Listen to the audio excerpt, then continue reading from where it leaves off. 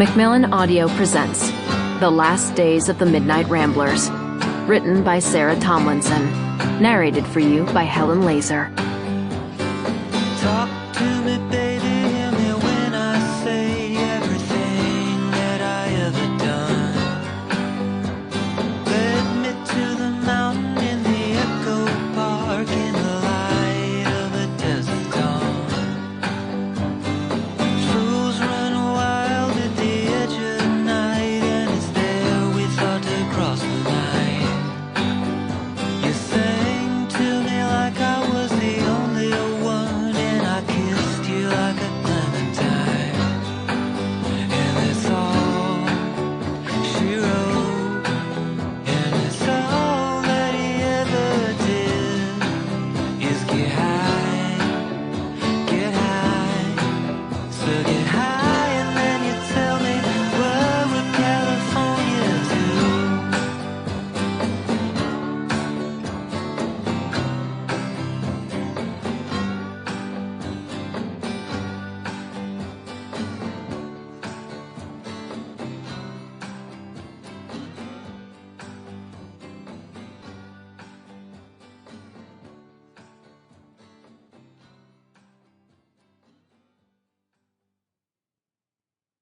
Prologue. How to be a ghost. Before the how is the why. Ghosts do it for 3 reasons: money, access, praise. Not public praise, of course, on a book jacket, for instance, but the more intimate nod promised in most contracts, the heartfelt note of gratitude hidden in plain sight on a star's acknowledgments page. That's right. Ghosts are guaranteed such a mention in collaboration agreements, a sweetener to deals that, when they disintegrate, are settled via a kill fee. Sometimes a client forgets to mention you, the person who wrote their book, but this sting is private, and there's an easy fix. You are often the one to draft the thank yous to the editorial team in the voice you have been occupying for months.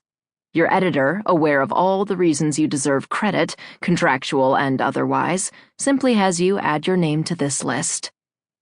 What you are celebrating is more than your mimicry. It's the infinite number of moments in which you've inferred just who and how to be. That's the secret to making it as a ghost. Most people think you have to be a great writer, but no one's claiming to be Chekhov.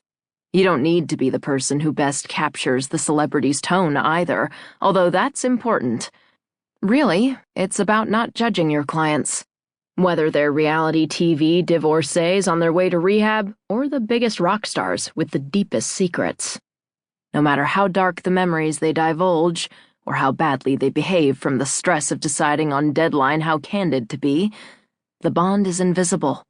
But ghosts must be capable of meeting their subjects, always, with unconditional love.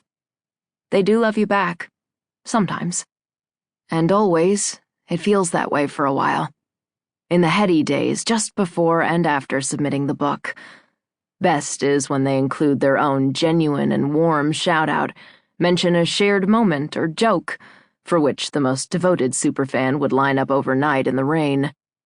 Since ghosts must work in the shadows, and the job is hard and can fall apart even when you do your best, it's validating to see evidence of your accomplishments in print. As with any form of intimacy, you can't help but want an emotional souvenir, a way to capture what happened and carry it with you into the rest of your life. There are other tricks to be mastered, as with any trade. Be patient, be attentive, be clever, be amusing if possible, be comfortable being wrong. When some celebrities are ornery, they like a foil. Those in their inner circle are easy targets.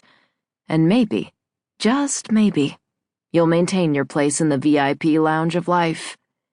For most ghosts, such perks are enough.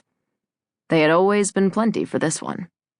But that was before the project that almost cost everything, and gave just as much by revealing another way to be. Wake up and seize a life that's truly lived, which has deeper value than a spotlight or a book credit could ever come close to. There's always a collaboration like no other. The one that teaches you whether you have what it takes. Sample complete. Ready to continue?